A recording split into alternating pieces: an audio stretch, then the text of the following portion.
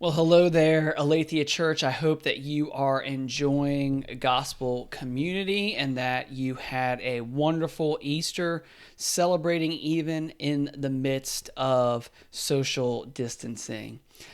We started our sermon on Sunday kind of asking this question: why does the resurrection matter? And if the resurrection matters, how can we be sure of what it has accomplished for us? One of the things I said during the introduction to my sermon on Sunday was that if this entire pandemic has taught us anything or revealed anything to us, it has revealed to us how much we fear death and are afraid of it. Then I went on to talk about why we are so afraid of death.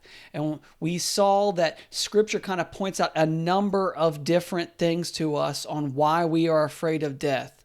We are afraid of death because death is a curse. We then talked about that we are afraid of death because death is what we deserve.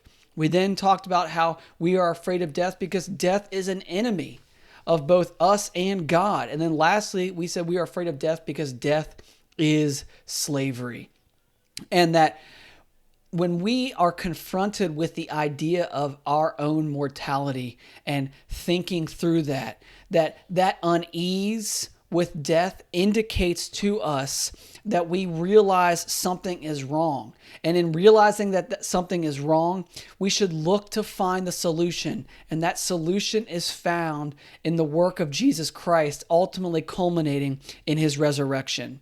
The good news of Jesus and why he came to die was that he came to die in our place. We talked about how he was our substitute, taking on the wrath of God in our place. And then we talked about what the resurrection did for us, that when the tomb was empty and as the women showed up on that Sunday morning and found the tomb empty, that what God was declaring was this: that death was destroyed, that Satan's power over us through death had been defeated, and that sin's power to separate us from God's love had been finally done away with and destroyed. So we talked about the reality being is that we deserve death, but in that God declares to us that sin and death will not have the final say.